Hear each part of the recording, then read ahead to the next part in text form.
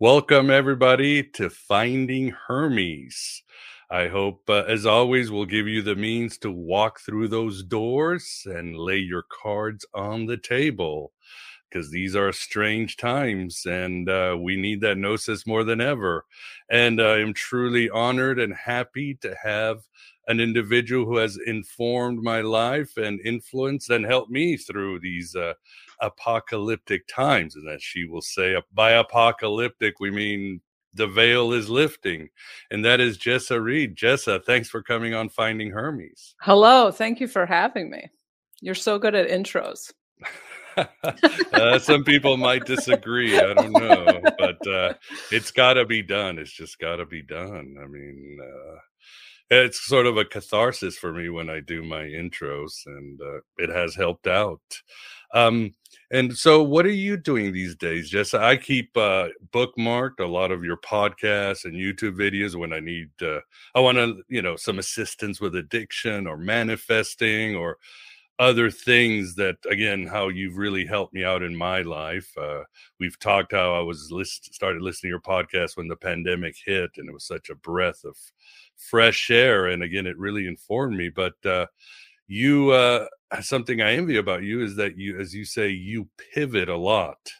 Yeah. And I'm one of those people, as we talked, I'm a Taurus. I will stick with something, a piece of clothing, a project, a person to the end of time. And you just pivot. How do you do that? I mean, it's like you're here, you're there, then you've disappeared. You're on Twitter and then you disappear and now you're on Patreon only, right?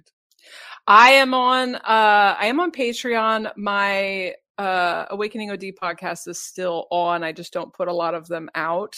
Mm-hmm. I hope to do more of them as I continue to recover. I've just got done being sick for 15 months with Lyme disease. But most of my adult life has been a journey of embracing my own energy and my own way of operating in the world, and continuing to give myself permission to be just who I am today. And I stick to things that I'm into, but I have emancipated myself from the idea that I need to stick to things that I am no longer resonating with. So, which is a lot. That's exactly how I got clean. Was I just went, This is it. we did it. I came, I saw, I methed. Wow. So it wasn't some dramatic confession, rock bottom thing like I had a couple of times in my life. No, it was somewhat absurd. I remember watching, I was full shooting up meth for years and full blown, just completely out of my mind, lost my teeth, and was missing for a long time. My family thought I was dead. I mean, I was out there, and people would try to get clean a lot, and they would go to detox, and then they would come back, and we would get high, and then they would talk about wanting to quit. And I was always just like, I feel like you're wasting the meth. Can I just have your meth? I don't think you understand the point of this. You're going to do it. Fucking do it. Don't grass is greener. Give me the bag. You go back to detox. You're wasting this. And I honestly believe that is why I got clean on my first try, because I waited until I was done. Now, granted, that's not a luxury everyone has. This was also before fentanyl. So, people weren't really dying of meth. It was extremely rare. And, there are other drugs that are more Russian roulette. And I guess they're all Russian roulette now that fentanyl is there. But nonetheless, I hate calling it life coaching, but I do some sort of personal session thing. And I get a lot of people who are afraid that they are addicted to weed because they're using it too much. And, I just don't think that a shame spiral helps anything. I think if you are using something and you don't want to be using it, for me personally, my take is, because food was my greatest addiction. take the time that you're doing it and look into it rather than just hating yourself and judging yourself, because you're far more likely to continue to do it, and observe the experience. What am I doing here? What do I think I'm going to get out of this? Why am I doing it? Oh, is this a fit with the weed specifically? Is this a physical compulsion? Have I just connected talking on the phone to smoking weed, watching a movie to smoking weed? Because these are things that are pretty easy to untie. What am I, or is it something deeper? Am I trying to escape? Am I contracting? Am I whatever? And kind of observing our own experience and reverse engineering out of it, rather than, but that's not what I did. I actually was trying to get away from an abusive relationship.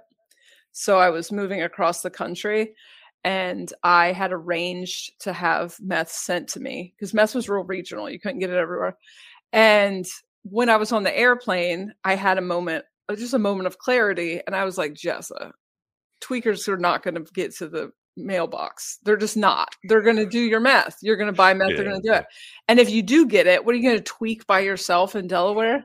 And I literally just went, fuck it. I'll just quit. And that was it. I mean, I did go into recovery because I needed I went into 12 steps because I needed a place I needed people who I spoke my language. I had been really out of society for a while, but, but that's just kind of how I am. So I understand, I had a lot of guilt when I was in 12 steps, listening to people who were struggling and fighting for their lives. Cause I was like, given the activities I participated in the last, 5.5 years, I don't think anyone would say I wasn't an addict, but I realized that I didn't I was doing drugs because I enjoyed doing drugs. I enjoyed what they provided. When I no longer needed it, I stopped doing them. And, if I desired to do them again, I would do them, And so I always had a little bit of guilt when people were like celebrating my clean time and whatever, because I was like, this is like, do you know what I mean? It's like you're being like, congrats, you did 4 hours today on Instagram. And it's like, yeah. But one thing, when I listened to your podcast about your addiction, and again, you talked about it was time, you were done. As you said, you went out. You talked about why you went out, because like many of us who are sensitive or have, for lack of better words, a third eye, you felt you didn't belong in this world, that it was all bullshit, a construct. 100% agree. But I always wonder, why was you going out so different than me? Because with me, and again, I wasn't a meth head, I was a coke head. It was painful every minute of the day, except for those few seconds where the rush would kick in, and I'd be sweating and hallucinating and jumping up and down. And even when you came on my podcast last time, we talked about it, and I still didn't understand what was so different. Of course, part of me is like, God, I want to know, because then I can go out again. Of course, part of me is always trying to, rig the game. And then I realized kind of recently what it was. And the difference I feel was honesty. You were honest about why you were doing it, why you were going out on the streets and so forth. But with me, I was living a complete lie. And it was the lie and not being authentic that was killing me. I mean, I was, again, going out of college, having kids, having a job, going to church on Sundays. And I was just an alcoholic and a drug addict.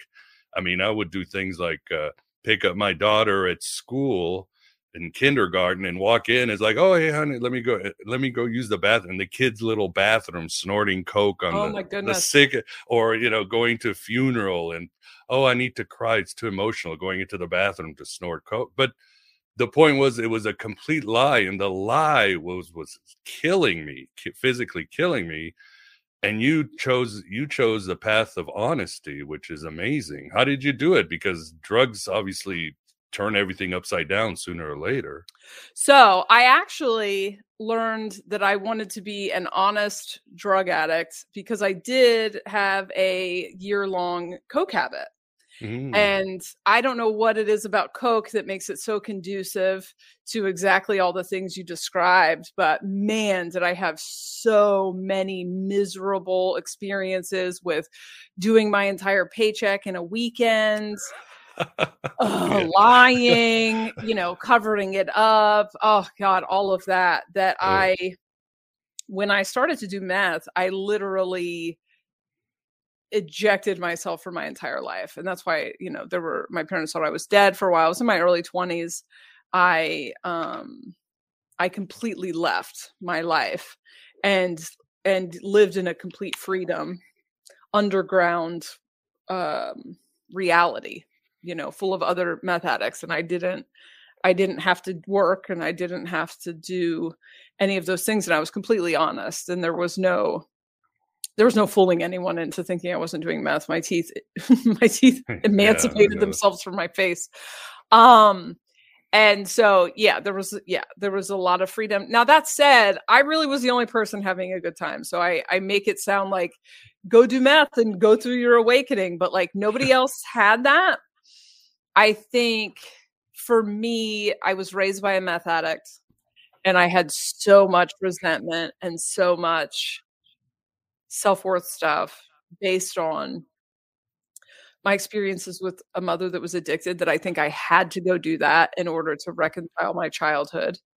And and then I had to leave society because society was the biggest issue for me. I felt like I was being gaslit by reality. So I wasn't walking between the worlds like you were. And a lot of people who really struggled while we were using were people who truly believed we're the bad ones, we're the outcasts of society. And I didn't believe that. I believed we are the ones who have figured it out. Mhm.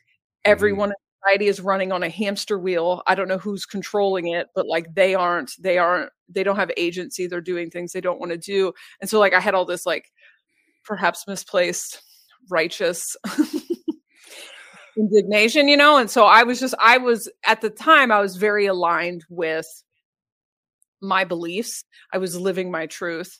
And then there did come a point where I had done it. And that's the thing for me is if I've done it, if I have completed the experience, I don't have a desire to continue to do something that I have mastered.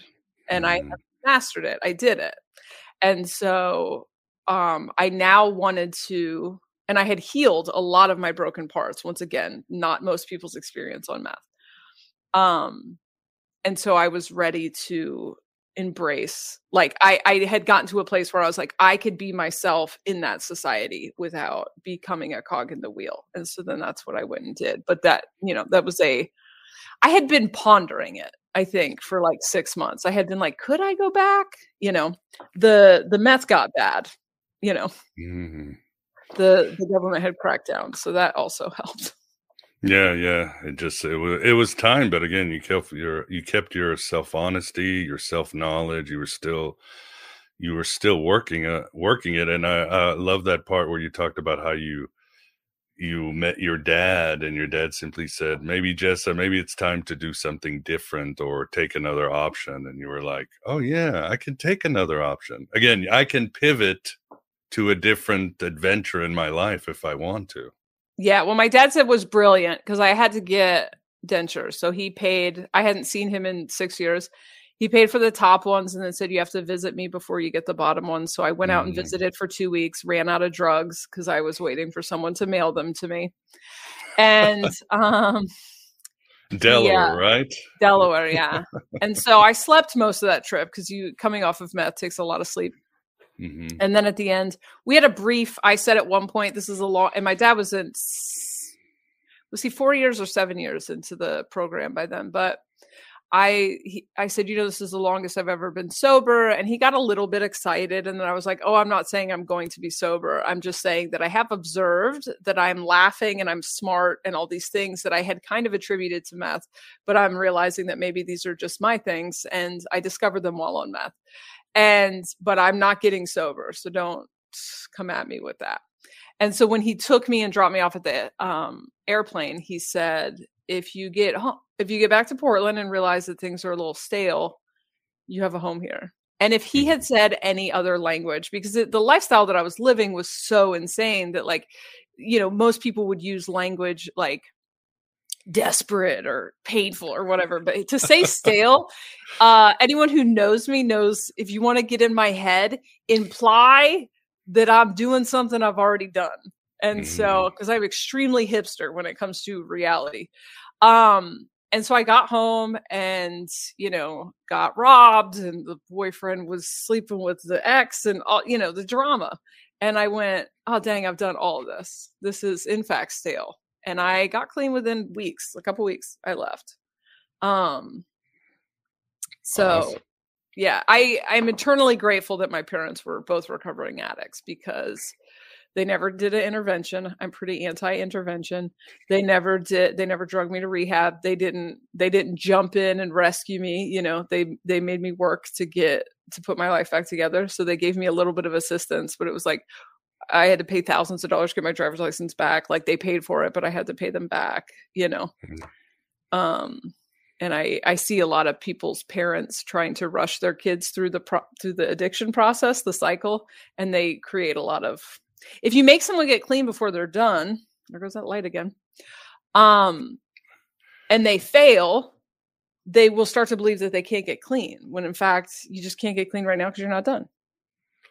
Exactly. Yeah. As they say, when you're ready. And I also think it's fascinating that your, as you call it, alien encounter, or as Tim Dillon, what did he call it? Alien school. School. That is, that happened in the middle of your addiction, right? You had a near death experience. Yeah, I was less than And 1 year in. oh, wow. Yeah, And the experience was, yeah, maybe you could share it with the audience, because the blue ball and all that, and the download, if you would, from the otherness out there. I was always seeking, and that was part of what I found like I was going to find on meth, because it made the veil very thin. It made reality not feel real. And it already didn't feel real to me. So it felt like reality synced up with how I felt. And so I was also doing a lot of like psychedelics and club drugs and stuff, which when you're tinkering with a lot of that stuff, you know, it gets even thinner. And it was right after Y2K. I want to say it was the 10th or 12th of January 2000. I was at a club called the Ohm.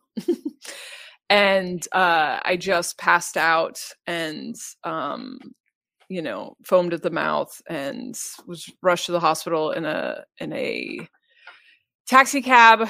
I don't know. I don't know how I died. I have a couple of theories, and I don't know how long I was dead or anything else. The doctor was very rude when I woke up, because the people who had followed me to the hospital informed them that I was on drugs. 2000, they don't give a shit about you if you died on drugs. And so I went while I was passed out, I was just in this big blue ball, and I understood that the ball was the home that I had always been homesick for. I said that's just homesickness running in the background. Like, I'm not from here. And didn't have a body, but I was what I would now call an individuated consciousness. I got that language. I was myself, but I was also one with this ball. And it spoke, and not in words, but I felt my brain translate it to words when I came to. And it said, you did everything you came to do. You learned everything you went to learn. You can stay here if you want, but if you want to go back, we got a job for you. And so the thing that always struck me was that the desirable thing was to stay. You know, it was almost like you can be let off the hook.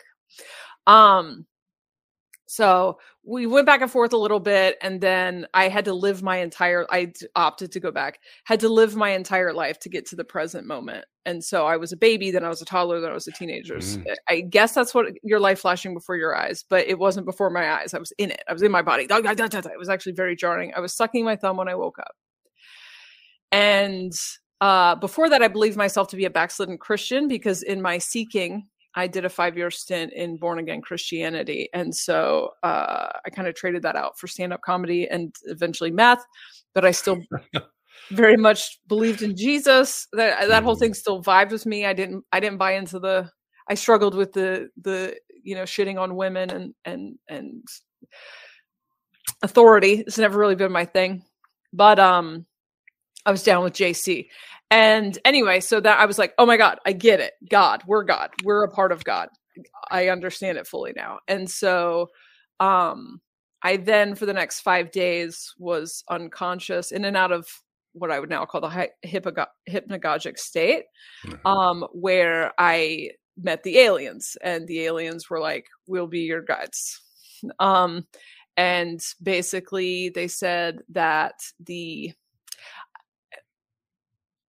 I knew this in the ball. I don't know how to explain this. I knew this in the ball. I would say like the ball told me this, but like it's really hard to explain when you're in that consciousness. You're just like, you just know things, you know, they don't communicate. Communication's very clunky, and it's not how we do it anywhere else. But basically, the reality that we had been living in, that Earth was a stage where we play. And the reality that we had been living in, the game that we had been playing, was a dichotomy-based, duality-based, like right, wrong, light, dark, good and bad, whatever, masculine, fear-based reality. And we were about to shift into a completely different reality. That reality was going to die. And we were moving into a feminine, love-based reality where everything's one. One of the things they said is light and dark will cease to exist, good and bad will cease to exist, male and female will cease to exist, which was like wild in 2000 to hear. Now it's pretty obvious what's happening. And basically they said I would help to unite a tribe of galactic beings who had seeded themselves into the reality to help orchestrate the shifts. And so, you know, all of that was going through my own categories of reason at the time. What I now know is, you know, basically it just means I would be talking into a microphone to inspire people to do their own healing, because just healing while planted in this grid shifts the reality for everybody. That's the Cliff Notes. Great Cliff Notes. Yeah. So, and it's interesting, but we call them aliens, but is that really the appropriate word? I mean, because when I listen to you talk about them, I think of, I don't know if you ever read like John Keel, the Mothman Prophecies. He talks about the super spectrum, and there are these beings that appear as angels one time and appear as aliens in our days, but ultimately they have a completely different morality. Although John, I think, takes a different. He thinks that they're just they're cosmic shit posters. They like to screw with humanity. They like to help humanity, but it's kind of like the trickster god, Prometheus or Hermes, or it's whatever they feel like, and we have to do it. But with yours, they seem the same, but they're actually benign, right? Yeah, these are Syrian beings, which I apparently also am. And they are ninth dimensional Syrian beings, and all this shit's pretty arbitrary, right? Because we're all just part of one. My understanding is part of one thing at the top, but we express in a million different ways. And so it's essentially alchemy to have the Syrian influence for this thing on Earth. But like ultimately, most of us are just like playing this game from, you know, we've been Pleiadians, whatever. And so they do, I kind of call them aliens because it's funny. But they literally look like aliens, but they are not like Martian, you know.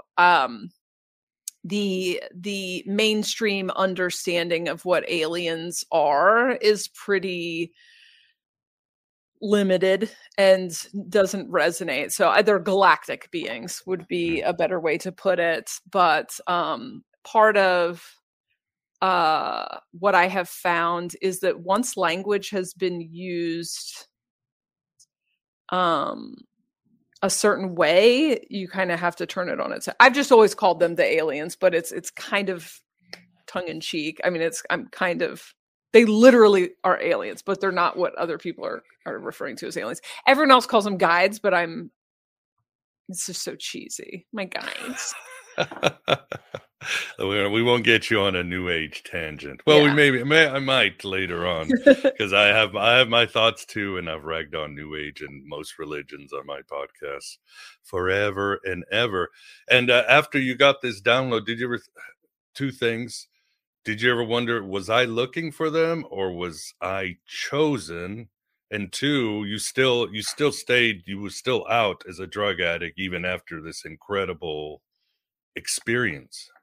The drugs really helped with what I had to do with them. Hmm. Once again, totally not nobody else has experienced this. This was very specific to me. Um, I it would have been very difficult to dive in and kind of learn everything that I learned with them and try to like exist in society. Also the hypnagogic state for me, because I was a meth addict that ate and slept, but the like sustaining a night of hypnagogic, sleep, pretty easy to do on meth. So yeah, for me, it just, that's like where I was trained, and then I just kind of graduated. So, could just be meth-induced schizophrenia, as I have no problem considering sometimes. It's stuck around for an awful long time. But well, you asked one other thing and I lost it. Did you think you were chosen or were you seeking them out, or a Oh, little of column A, a little of column B? when I was a kid, I knew that we were in some sort of ant farm, some sort of Hmm. TV show, that our lives were a movie and that the stars were watching the movie. And that was not anything anyone said to me. And it was just kind of, something I knew to be true. So I was 14 or 15 years old before I stopped turning off the lights when I changed my clothes. I didn't want them to watch me get dressed. And then I just knew that, like, I don't think you guys know when you get old enough that they're like, Santa's not real, also magic's not real, and Hmm. whatever, humans are it. And I was like, I don't think this is right. And so I was seeking for sure. And I thought I was chosen for a bit, and then I eventually realized that I am one of them, Hmm. and that I was you forget who you are when you get here. And so they're just my friends. Like the aliens are just my friends, and um they're just on the other side of the physical reality, kind of helping me through things. Hmm. And so yeah, not chosen, just kind of like, this is the game that I wanted to come play. Yeah, and I'm glad you're now sharing it with others. And what would you say is an addiction if you had to define it? Obviously, you and I were in AA, and then give us, an allergy of the body, an obsession with the mind. It's a mystery. But what do you tell your clients, other people? What is an addiction? I mean, you and I had completely different experiences in our addictions. I didn't have any mystical. That's not true. I did have a lot of hallucinations and vision. Oh, never mind, for another time. No, I guess it's time for me to remember that shit. I think it's different for different people. I know that a lot of people are seeking substances to escape pain, Mhm. Yeah, to numb repressed out. pain. Yeah. Yeah, I do not enjoy numbing out. And one thing about meth is it will amplify the pain. Hmm. If you have drama and you do some meth, it's like, and you have to face it. You have to go into it. I've only ever liked uppers. I drank Same. for 1 year of my entire life. I drank the year I turned 21. I drank a couple 40s in my teen years, but I don't like being numbed out. I was disillusioned with reality. And so I was looking for the door. And that was it. And once I found the door, I I did it for 4 more years. And then I don't, now it's like I don't have the desire to do psychedelics for, therapeutic reasons. And don't I like to be sober. I enjoy it. I found what I was looking for inside of myself and here on earth, and I don't want to be altered. But I think it's different for a lot of people. I think for a lot of people, it is, it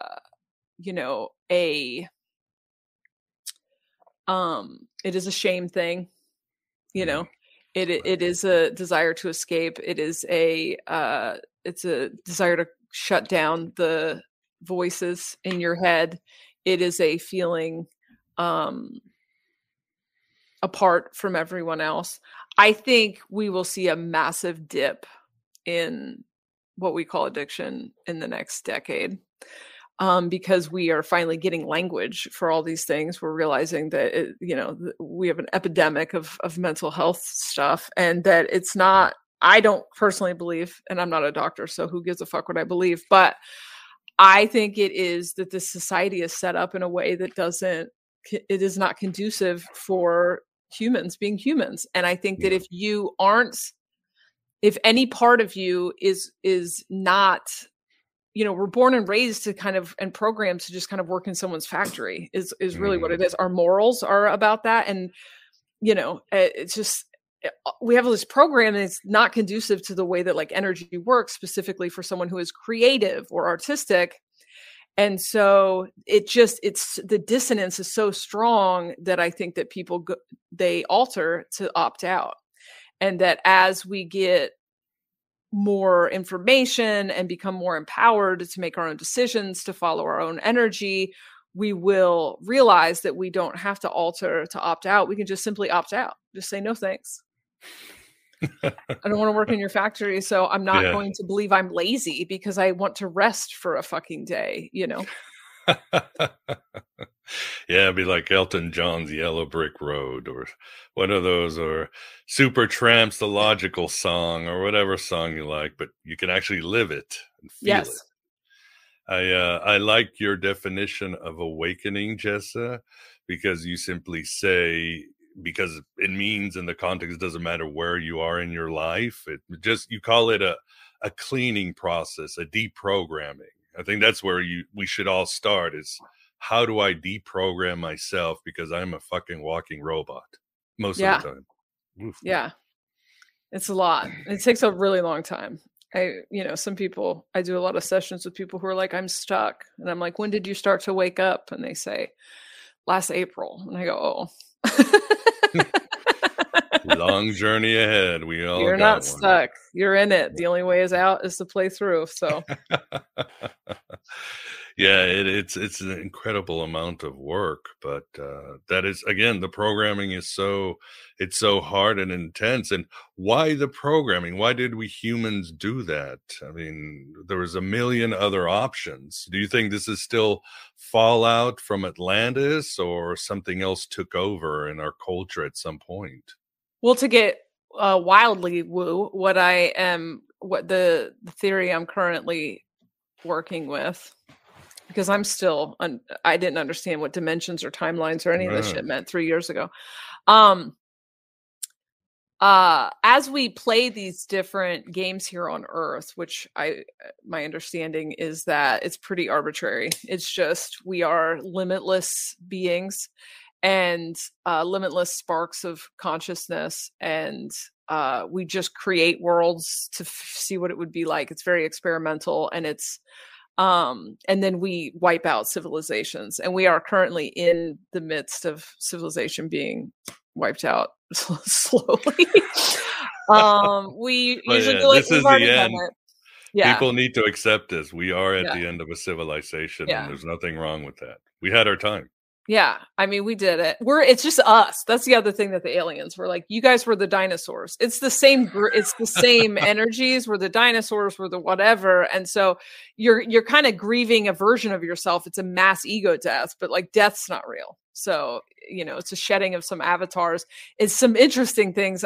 My understanding is some interesting things are going to happen where we're not necessarily shedding these avatars. A lot of us, that we're on a very short reincarnation cycle for this game, because of the parameters of the game, with the masculine and the duality and the everything else. You kind of have to die every 80 years, because up until very recently, people didn't grow. They didn't shed their ego while still in the avatar. Right. So like, you know, when I was born in the 70s, when I was a kid, people truly believed that people don't change because like fuck tons of people didn't change. Who you were when you were 20 is who you were when you were 80, right?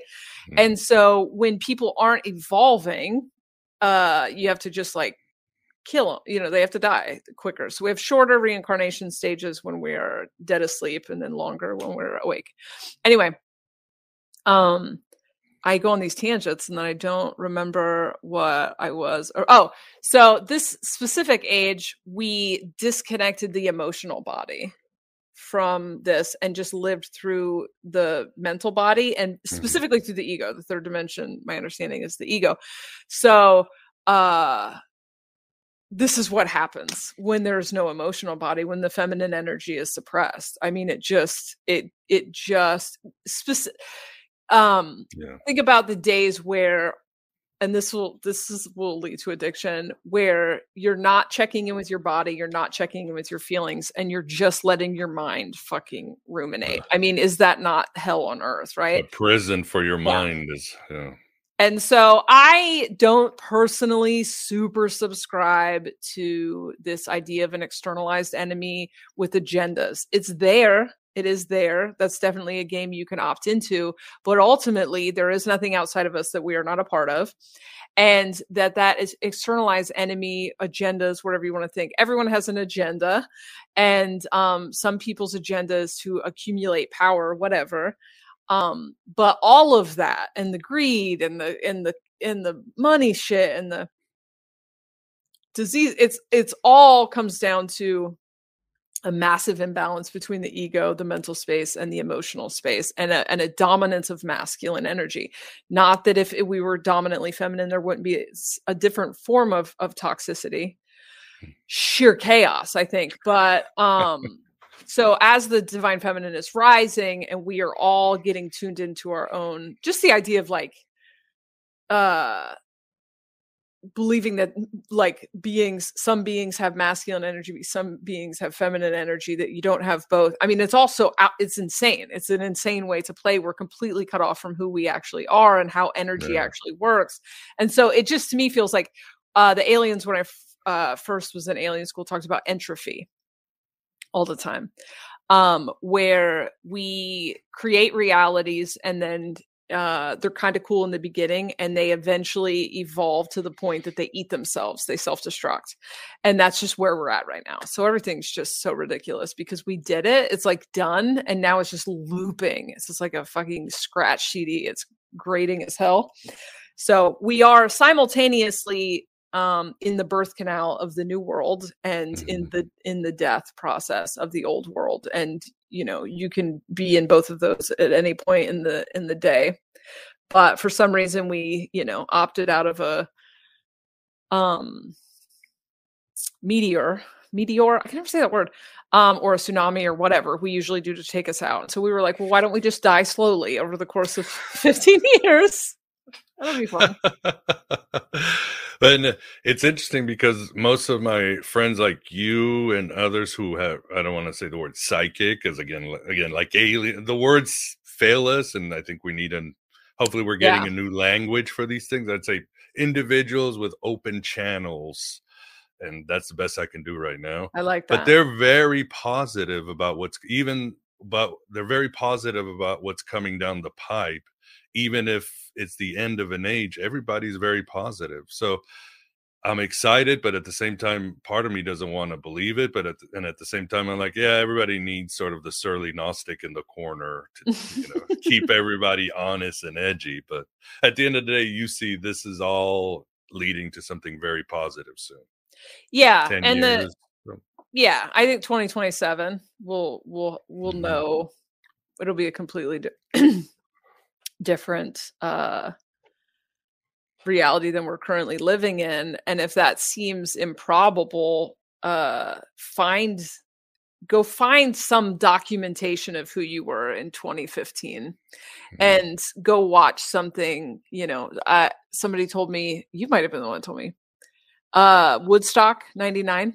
Are you the one that told me that was like, you know, literally just go watch something from 10 years ago and realize Mhm. like how far we've come and how much we've shifted society. I'm not saying everyone's going to die. There's a difference between the end of civilization and like all Right. life being wiped off the planet. But I do think that there's a shift, and I don't get too far into this because I like to decide how crazy I sound publicly, but there is a shift happening, and it Earth will be hospitable for some and not for others. And that's not like a hierarchy thing. That's more or less like who decided to stay and play for whatever.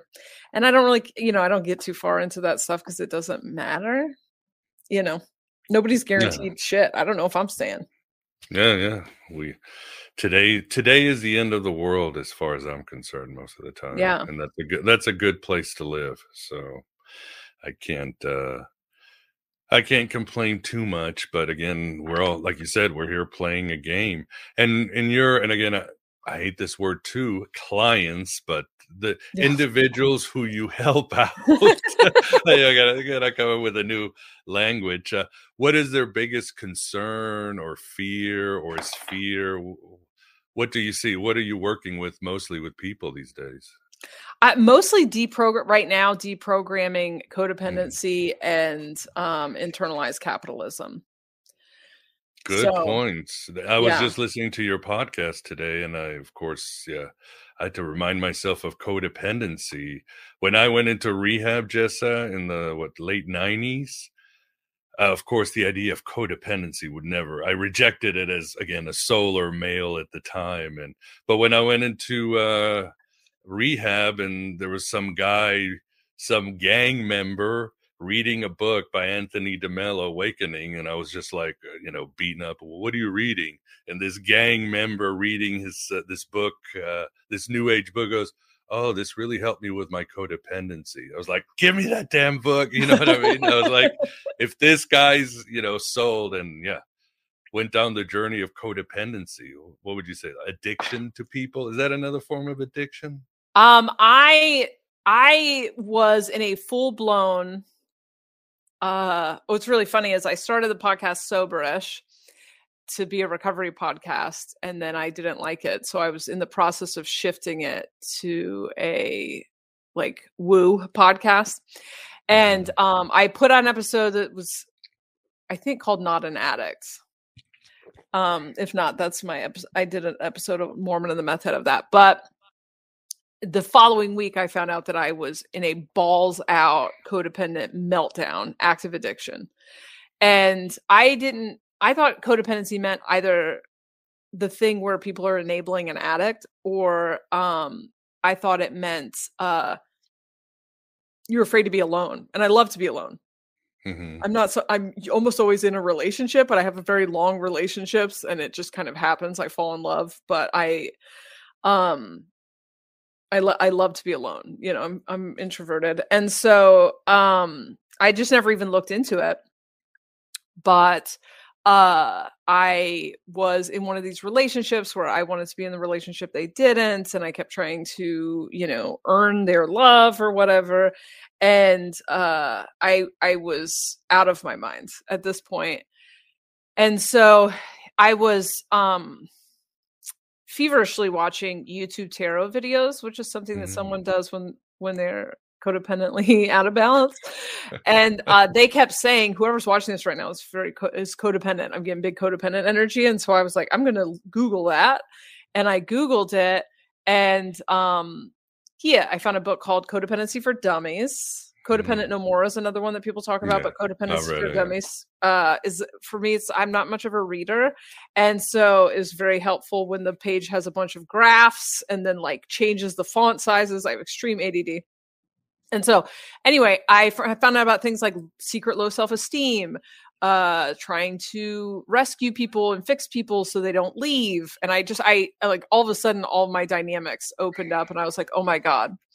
And so as I went through this journey and healed this for myself, I was able to get out of this situationship. And I, realized that I had some codependency stuff with my siblings. And I realize that the reality that we are coming out of is inherently codependent. It's externally focused. And anytime you are externally focused and externally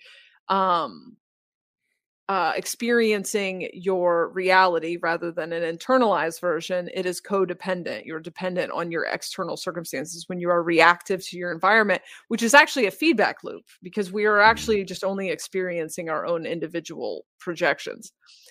And so reality currently is inherently codependent in every way possible. And so much of the awakening journey is internalizing your validation, your autonomy, your authority, your what is it? It's enemies, authority, and validation. And that's a big part of this shift is we're shifting from an externally experienced reality to an internally experienced reality, which is why we'll get to see like magic and levitation and everything else, is because we won't be in a feedback loop. Currently, if you experience something, you go, see, there's proof that, and it's like, no, it's just proof that you projected that out. Yeah.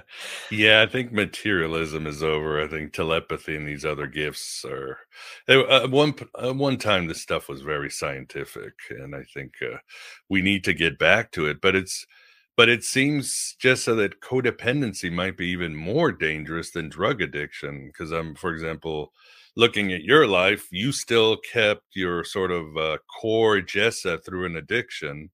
But when you get addicted to people, isn't that the danger? You can just lose vanish, yourself, just completely. Yeah, there's no you anymore. Nothing. Just No, wispy I pain and mean, bullshit.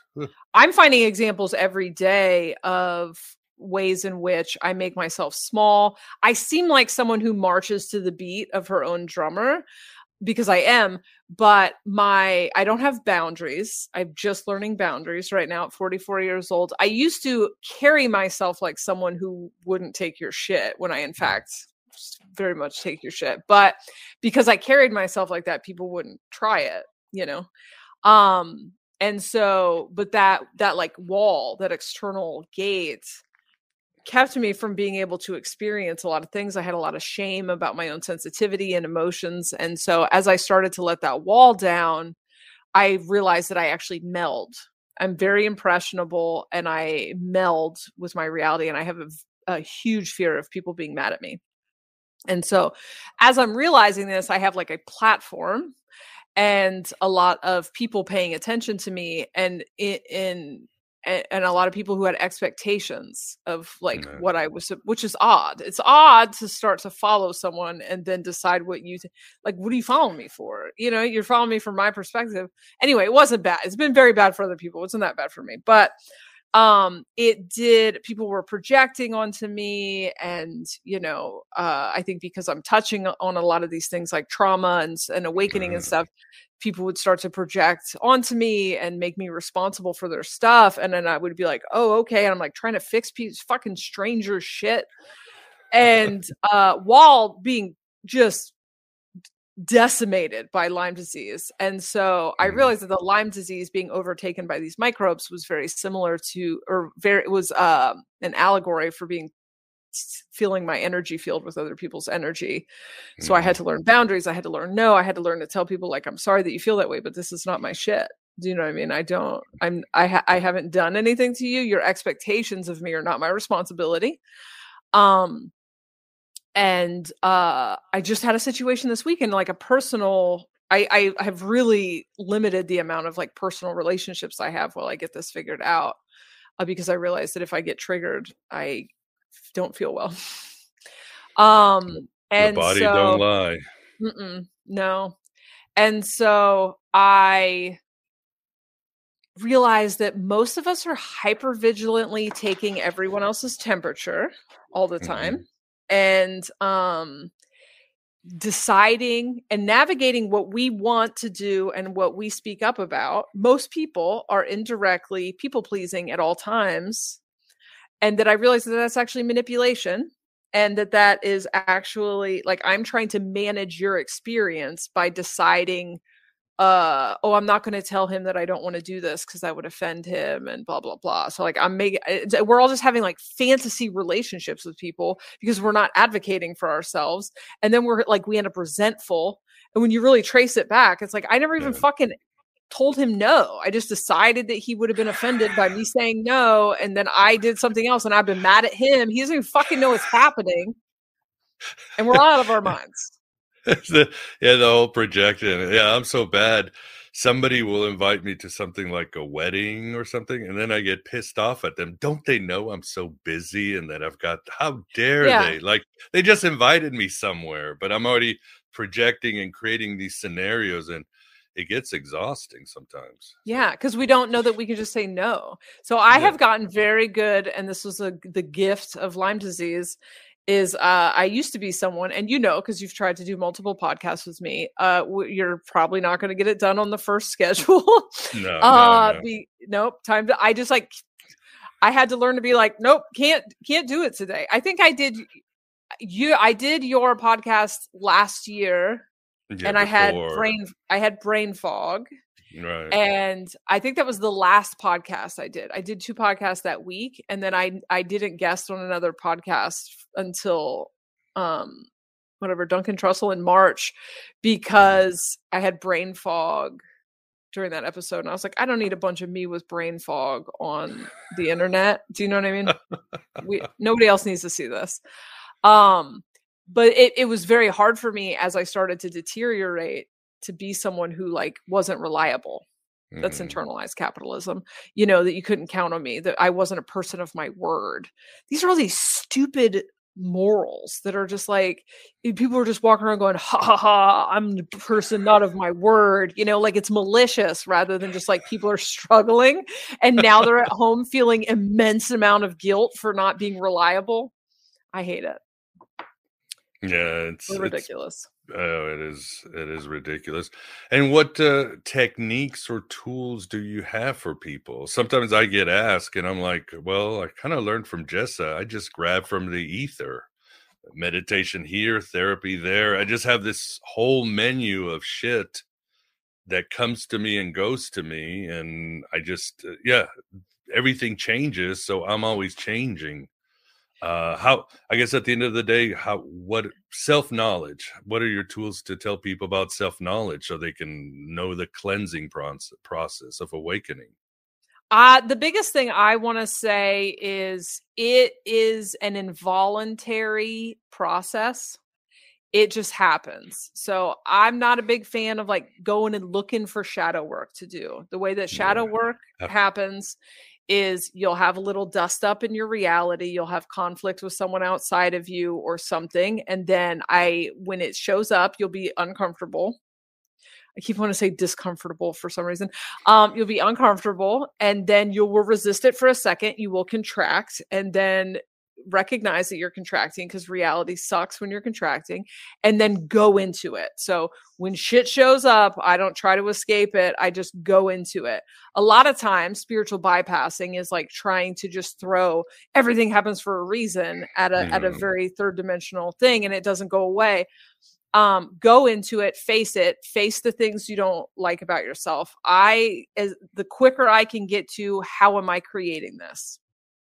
And that's not blame and fault are also just idiotic. It's just a stupid concept. What a waste of fucking time blame and fault are. How am I creating this? Why is this happening from a victim thing? Because you're in a disempowered state, you're not going to figure it out. But like, why, if everything's happening in my best, for my greater good, why? What is this? And looking at it, observing it, observe your own experience, dig in, learn the lesson, and then you're going to feel like, you're going to feel great. You're going to be you're going to be downloading and feeling amazing. And then eventually it's going to be time to figure some more shit out. A lot of times we believe our programming is us. And so that's a lot of what these deaths are, is this programming that's not in your best interest and it's not benefiting you in any way, is actually hurting you. It comes into conflict. And it's because you're getting these downloads of like your true self, your true essence. And then it's as if you got an operating system download into your phone, and now your apps are outdated. So your internalized capitalism, your internalized misogyny, your lack mentality doesn't work with this. And so it's time to work through each one of these apps. I don't recommend some fantasy idea that you're just like, now I got it. When people first wake up, they go like, oh, I got it. It's normal to think you figured it out, and you have to get your ass handed to you a few hundred times to realize. My 2021 advice is ask your body. Very little of what you need exists in the rumination of your mental space. And so ask your body. I always want to say ask your thighs. I think it's actually probably located in your gut, but energetically, it feels like you have to pull people's consciousness even lower to keep them out of their head. Don't time travel. Look down at your feet. Where are you right now? Are your needs met right now? Okay, because a lot of like the hellish experiences are based on what you did before or what's going to happen in the future. Mm-hmm. What is happening today? Where am I at today? And is there something that I can do to change this actionably? Then do it. If not, then, worry about cross that bridge when you come to it. And the other thing is that reality, the manifestation aspect of the matrix is an algorithm. And that algorithm is currently set until you learn how to set intentions on what you're paying attention to. There's a great book called ET 101, a book I have read because it's like 12 pages. And it's from the 80s or something. And a line from that is, the reality that you experience is none other than an audio-visual demonstration of where your attention is. The universe assumes that your attention is on that which you desire and gladly provides you with more of the same.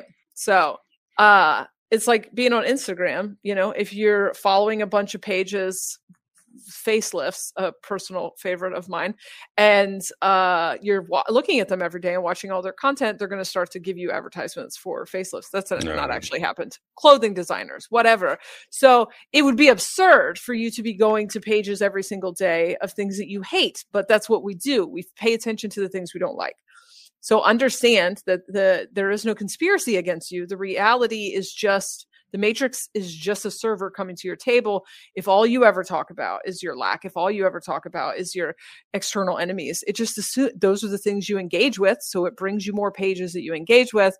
And you have to learn how to wallow in gratitude, which is not cheesy, forcing yourself to be grateful for things, but really learn how to pay the majority of your attention to that which you desire, so that the universe will provide you with more of that. Anyway, that's my too long didn't read.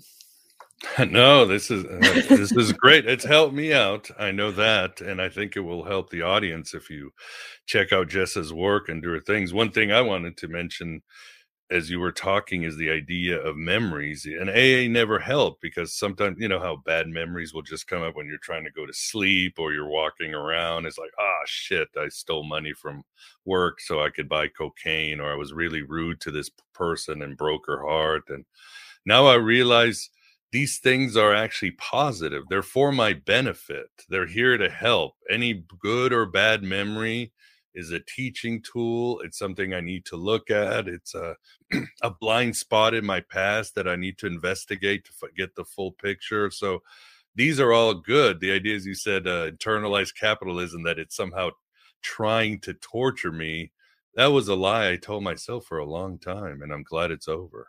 Yeah, I love that. Yeah, I intermittently have. Last year was a big year when I was just chronically depressed and sick. I just spent entire days with that voice going, do you remember when you did that? Because I've done a lot. I've lived a lot of life. I've been several different flavors of awful. And,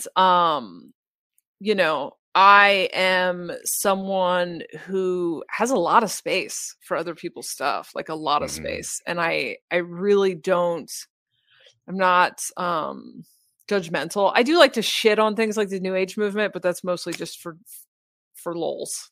I just think it's funny. But genuinely, like, people can come to me from all walks of life, and I am able to embrace and hold space for a lot. And I believe that's because I am in touch with the parts of me that have been awful, and all I can do is make the decision every day to not be awful. and that's it. That's really all we can do. I think that the ability to look at the things that you've done and face them is and I've always preferred the company of addicts. I would say that's just recently shifted. I didn't used to trust anyone who hadn't been an addict, because I felt like people who have lived this life have really faced their darkness. And I think that everyone has darkness. And the darkness that I really don't like the feeling of is that that darkness is just like boiling under the surface and is so shadowy, and that person has no awareness of it, and it's like coming out of them sideways. I'd rather someone who's like shot dope in their neck. You know what I mean? Just like, I'd rather someone who stole their parents' rent. I would rather someone who's aware of their shadow. Amen. Because we have to integrate it, and as you say, the shadow is as much part of us as the other part. So yeah, the duality has to end for the better of everyone. So this has been great. As always, I truly enjoy talking to you, Jessa, and appreciate you coming on Finding Hermes this time. So for the audience, and where can they find out more about you? And again, I'll have it on the show notes, and I'll make sure it's scrolling across the screen as you talk. JessaReed.com has links to everything. I did a podcast with a Mormon called Mormon and the Methhead years ago. Mm-hmm. Super cringy to me that it still exists on the internet, but it has a lot of these themes. Nothing ever goes away on the internet. Oh man, just so cringy. I just can't even fathom that version of myself, that people can look at it. My current podcast is Awakening OD. It's an 8-dimensional being giving you tips for surviving the Matrix. I have a Patreon. I don't recommend getting on the Patreon unless you've consumed all the other content and think you still like me. Do you know? I do sessions. I also don't recommend doing that unless you've already listened to all this stuff and for some reason still think that's a good idea. Don't worry about it. I'm not much for self-promotion. I would recommend it. Yeah. I know you talked about you were leaving I don't know if you wanted to leave stand-up or addiction, but you said, I'm going to go sell cars. I was like, that would be Jessa pivoting to sell cars. There she is. Yeah. I've done a little bit of everything. Well, awesome. Well, you've taught me a lot, and I know our audience will enjoy your insight. So thank you very much for coming on Finding Hermes. And until we talk again in some platform or another. Thank you so much. Have a great day. And there you have it. Great conversation with Jessa Reed. I really dig her work, and I really love what she's doing. And I hope you did too. She is one of my favorite figures in this sort of new generation of, I don't know, I really can't call them occultists or esotericists or even psychics. Maybe call them astronaustics or dreamtime paladins or knights or something like that. But what she's doing definitely works, and it is working in this age of Hermes, in this apocalypse of, many apocalypses that are happening as we change the age and the world ends in some way or another. So definitely, and I love the way she pivots through things. She definitely has a lot of great context, soberish, meth and the meth, what is it called? Mormon and the Methhead, and other stuff. And when she's done, it's done, and you won't see any more of these, this type of content or podcasts, but you can definitely find them on the internets, and I would check it out. And I look forward to whatever else Jessa pivots to in the future. I have been on her podcast and her Patreon a couple of times, and she's got a great tribe of people with some fascinating ideas who, again, are trying to get through this age of Hermes and these weird times that we live in today. One thing I should have mentioned too, or I wanted to mention, but sometimes you just get raptured in the conversation and the synergy, was there is an episode of Soberish where Jessa talks about manifesting. And this goes to the law of attraction and the dreaded The Secret movie or book or whatever the hell it is. And Jessa has some astute insights on this. She says you can manifest. The problem is that people manifest through their thoughts. And, well, you can't trust your thoughts. Thoughts come and go. In Tibetan Buddhism, when I do meditation, we see thoughts as simply clouds. They're ephemeral, they're useful, they have a purpose, but you can't count on them, and you certainly can't predict them. On Aeon Byte, I have mentioned studies about how we make decisions long before our conscious mind makes a decision. In other words, study participants find out that the part of the brain that makes decisions, the activity is already there seconds before the conscious mind, the ego, has made a decision about picking something at a store. So when we try to manifest or do the law of attraction through our thoughts, there's going to be some blowback. As Bernardo Kastrup said, the first directive of the mind is to deceive us. And as I've said before, Hermes is the god of the mind, but he's the god of tricks. We are in a game with ourselves and with the world. So don't go with your thoughts. Jessa further says that when we manifest, we're really manifesting through our beliefs, that conglomeration of, some thoughts, our past, our trauma, our culture, everything else is our beliefs. And it's our beliefs that will probe the universe for what it wants. So what we need to do to manifest better sometimes means changing our beliefs. And ironically, to change our beliefs, we've got to go inward to find our truer self, or what our true will is in this life, what we really want out of life, or why we are here, what brings us bliss and ecstasy, and then create some new beliefs around it. So again, ironically, it is about introspection. But with these new beliefs, we will be able to really manifest better in the universe. So something to consider. I like what Damien Eccles said in his book, Angels and Archangels.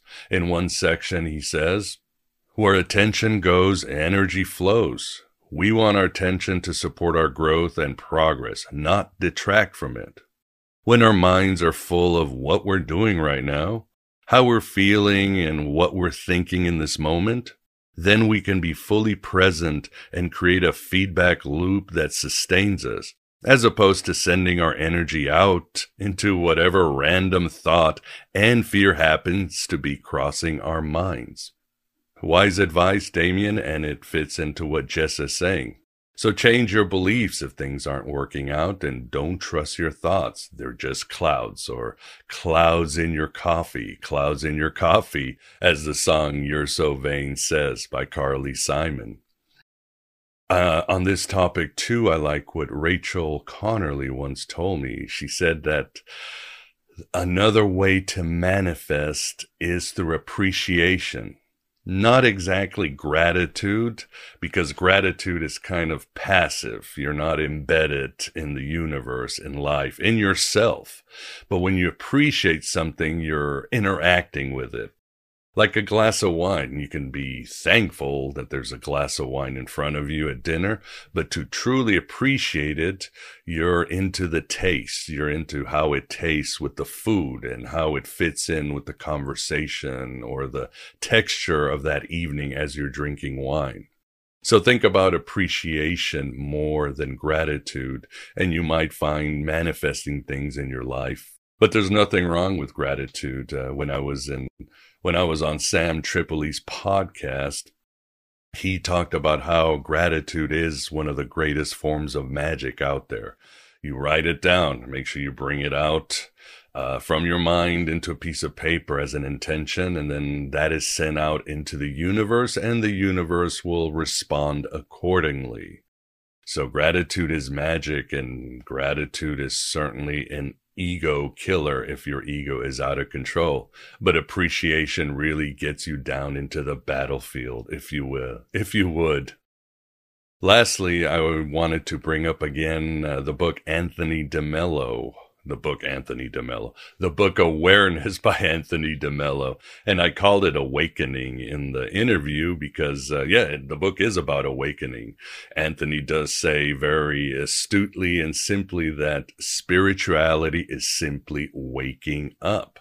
Seeing reality for what it is and seeing yourself for what you are with all its potential and, well, downfalls and misgivings and all that jazz. But Awareness was a book, as I mentioned, that opened a door into understanding my own codependence. And obviously all addicts are codependent. And it really helped me out in a lot of ways and still does. Of course, check out all the books Jessa mentioned on codependence and other things like aliens.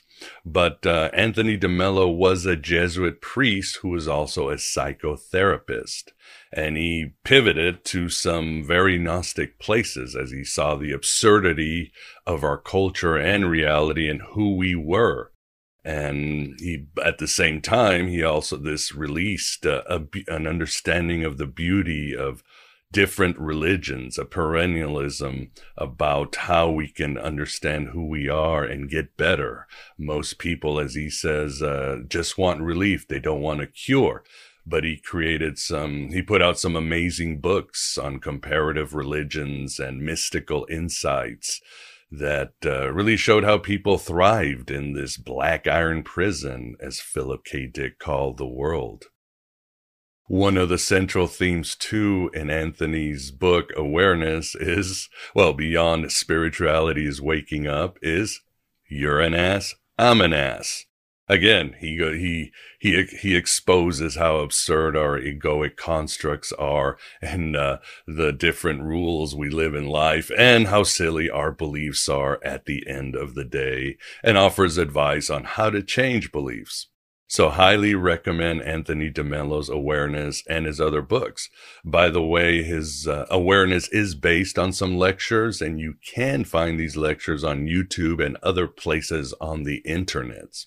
So check it out. And definitely check out Jessa's work, because she's doing amazing work, I think. And you are amazing too.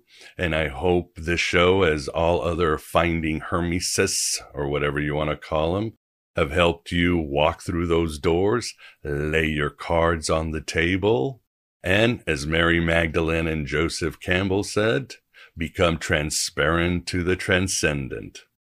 Thanks for being here.